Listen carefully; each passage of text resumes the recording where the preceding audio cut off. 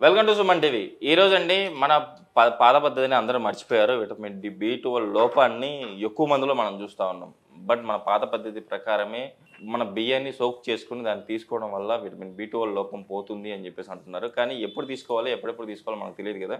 ఈ విషయాలను తెలియడానికి మనతో పాటు ఉన్నారు general consultant doctor Aditya Ranganath గారు. డాక్టర్ ద్వారానే అసలు ఈ విషయాలను తెలుసుకుందామండి. నమస్తే సార్. నమస్తే సార్.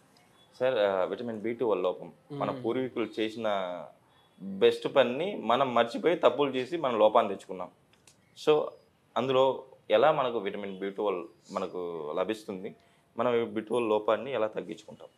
సో మనకి పెద్దలు ఊరికనే ఏది అలవాటు చేయలేదు. సో అందులో ఇది ఒకటి అనమాట. వైటమిన్ B12 అసలు చాలా వాటికి మన హార్మోన్స్ బిల్డప్కి, తర్వాత మన బాడీలో మెటబాలిజం బాగా జరగడానికి చాలా హెల్ప్ఫుల్ అనమాట. B12 అనేది వైటమిన్ చాలా ఇంపార్టెంట్. ఈ వైటమిన్ B12 డెఫిషియన్సీ ఉంటే సార్ కొంతమందికి ట్రెమర్స్ అంటే షివరింగ్ వచ్చినట్టు అవడం, మూడ్ స్వింగ్స్ ఉంటాయి, డిప్రెసివ్ థాట్స్ వస్తుంటాయి, సో నర్వ్ స్ట్రెంత్ కోల్పోతుంటారు. కొంతమంది వైటమిన్ B12 లోపిస్తే కూడా ఏంటంటే కొంతమందికి తిమ్మెర్లు, మంటలు ఇవన్నీ వస్తుంటాయి.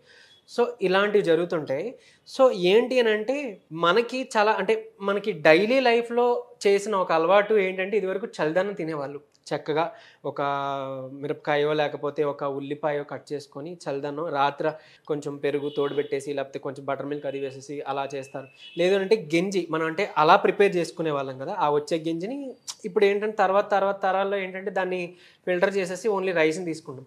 సో ఈ గంజి ఏదైతే ఉందో, ఈ రైస్ సోక్డ్ వాటర్ ఏదైతే ఉందో ఇది చాలా మనకి చాలా బెనిఫిషియల్.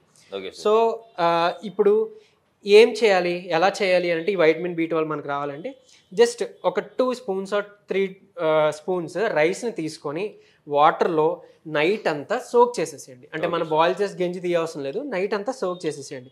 సో ఆ బయటికి మనకి గంజి, ఆ స్టార్చ్ అంతా గంజి మనకి తేలుతుంది కదా, ఆ స్టార్చ్ని పరగడుపునే చక్కగా మీరు తాగొచ్చు.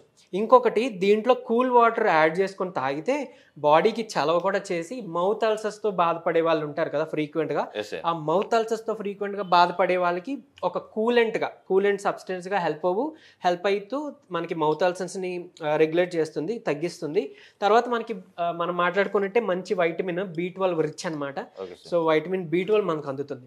అండ్ ఈవెన్ సార్ అంటే ఇది హెయిర్ గ్రోత్ కూడా చాలా హెల్ప్ఫుల్ అనమాట. సో యాక్చువల్లీ ఇనోస్టాల్ అని ఒక కాంపౌండ్ ఉంటుంది. సో దాన్ని మనం హెయిర్కి స్ప్రే చేసుకుంటూ ఉంటే, కొంతమంది దీనికి ఉల్లిపాయ కూడా యాడ్ చేస్తారు, ఉల్లిపాయ రసం కూడా యాడ్ చేసుకోవచ్చు, ఎందుకంటే స్కాల్ప్కి కొంచెం అబ్జార్ప్షన్ బాగా జరగాలని. సో దీన్ని మనం ఒక గ్లాస్ కంటైనర్లో వేసుకొని మనం హెయిర్ మీద స్ప్రే చేసుకొని స్ప్రింగిల్ చేసుకున్న హెయిర్ గ్రోత్కి హెల్ప్ అవుతుంది. ఇంటర్నల్గా తీసుకుంటే మన పొట్ట చాలా చలవగా చేసి మనకి కూలెంట్గా హెల్ప్ అవుతుంది. తర్వాత మౌత్ అల్సర్స్కి వాటికి, ఎందుకంటే ఓవర్ హీట్ వల్ల బాడీలో ఓవర్ హీట్ ఉంటే వచ్చేదే మౌత్ అల్సర్స్. సో దాని నుంచి కూడా మనకి ఇది కాపాడుతుంది, సేవ్ చేస్తుంది అనమాట.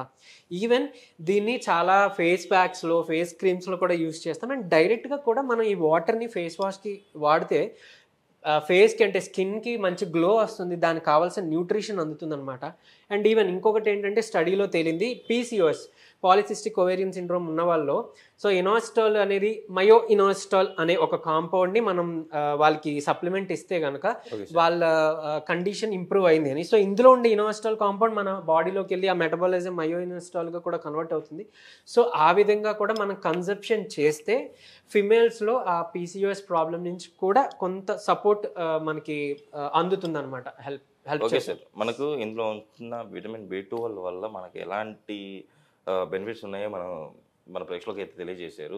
ఇన్ కేసు విటమిన్ B12 లోపం ఉంటే మన బాడీలో ఎలాంటి చేంజెస్ వస్తాయి? సో ఇందాక మాట్లాడుకున్నట్టే కొంతమందికి మూడ్ స్వింగ్స్ ఉంటాయి, కొంతమందికి తిమ్మిర్లు, మంటలు ఇలాంటివి మనం చూస్తుంటాం. నెర్వ్ సంబంధించి ట్రిమర్స్ అంటాం. కొంతమందికి ఫింగర్స్ ఇలా పెట్టినప్పుడు ఫింగర్స్ ట్రిమర్స్ వస్తుంటాయి, లేదంటే యూజువలీ లెగ్స్ తర్వాత హ్యాండ్స్ కూడా షివరింగ్ చూస్తాం, ట్రిమర్స్ అంటాం. సో అది ఒకటి అవుతుంది. తర్వాత కొంచెం ఈజీగా మూడ్ స్వింగ్స్, తర్వాత చాలా డల్నెస్, సో ఇలాంటివన్నీ అబ్జర్వ్ చేస్తాం. కొంతమందికి లేకంటే గుర్తుండవు కూడా, డిమెన్షియా, సో యామ్నీషియా, సో ఇలాంటి వాటికి కూడా వైటమిన్ B12 డెఫిషియన్సీ దారితీస్తుంది యూజువల్లీ. సో మంచి వైటమిన్ కంటెంట్ ఉంది యాక్చువల్లీ, సో మనం ఇది వాడుకోవచ్చు. అలానే ఇప్పుడు మనకి వైటమిన్ B12 అబ్జర్వ్ అవ్వడానికి కూడా ఇంకొకటి ఏంటి అని అంటే దీనికి మంచిగా అంటే మన గట్ హెల్త్ కూడా బాగుండాలి. సో గట్ హెల్త్ బాగుండాలంటే మనకి చక్కగా ఇదివరకు 2 స్పూన్స్ నెయ్యి మీల్స్తో పాటు రైస్లో కలుపుకొని లేదా టిఫిన్లో కలుపుకొని తినేవారు. తర్వాత రాను రాను దానికి ఏంటంటే ఒక ఫాల్స్ ప్రోపగండా నడిచింది. నెయ్యి తీసుకుంటే కొలెస్ట్రాల్ అంట అని. నెయ్యి తీసుకుంటే కొలెస్ట్రాలే వస్తుంది. అది గుడ్ కొలెస్ట్రాల్. మన హార్ట్కి, మన బ్రెయిన్ ఫంక్షనింగ్కి, మన బాడీ ఫంక్షనింగ్కి అది కావాలి. గట్ హెల్త్కి కూడా మనకు కావాలి. బట్ అది ఇంకా చెప్పాలంటే న్యూట్రిషన్స్ అబ్జర్వ్ అవ్వాలంటే మనం లీఫీ వెజిటేబుల్స్ తింటామే, మెంతుకూర అవ్వచ్చు, తర్వాత పాలకూర అవ్వచ్చు, ఇలాంటి మునగాకు కూర అవ్వచ్చు, ఇలాంటి ఆకుకూరలు తీసుకునేటప్పుడు మనకి అందులో ఉండే న్యూట్రిషన్ మన బాడీకి ఒంటి పట్టాలి అని అంటే ఖచ్చితంగా క్యారియర్ అంటే ఎందుకంటే అందులో ఉండే విటమిన్స్ ఫ్యాట్ సాల్యుబుల్ అంటారు. సో ఫ్యాట్ ఉండాలి.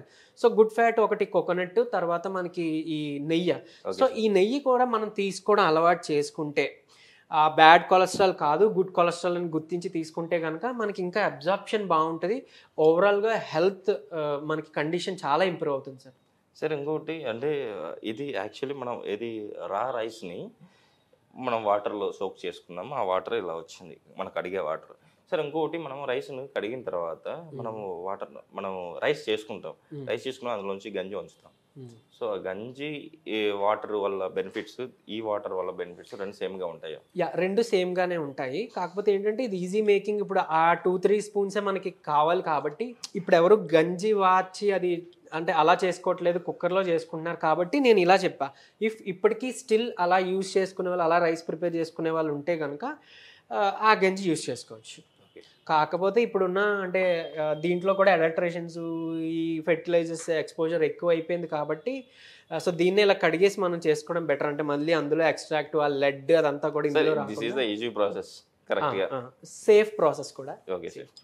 సార్ ఇంకొకటి ఏమంటే మన ఫుడ్ కూడా ఏమన్నా చేంజెస్ చేసుకోవాలా విటమిన్ B12లో? ఎక్కువ లీఫీ అదే ఏంటది ఆకుకూరలు ఎక్కువ తీసుకోవాలండి. సో తద్వారా పాలకూర, తర్వాత చిక్కుళ్ళు, ఫుల్గా ఎగ్ అంటే లోపల ఎల్లో సొనతో పాటుగా ఎగ్ తీసుకోవడం, ఇలాంటివి తీసుకుంటే వైటమిన్ B12 ఇంకా పెరుగుతుంది. అండ్ ఈవెన్ సమ్మర్ సీజన్లో మనకు దొరికే చక్కగా మంచి తీపి మామిడి పళ్ళు ఏదైతే ఉన్నాయో ఆ పండు తినేగా లోపల టెంక్ ఉంటుంది. ఆ టెంక్ని బ్రేక్ చేస్తే గింజ వస్తుంది. ఆ గింజను కూడా మనం పౌడర్ చేసుకొని యూజ్ చేస్తే rich source of vitamin B12 అనమాట.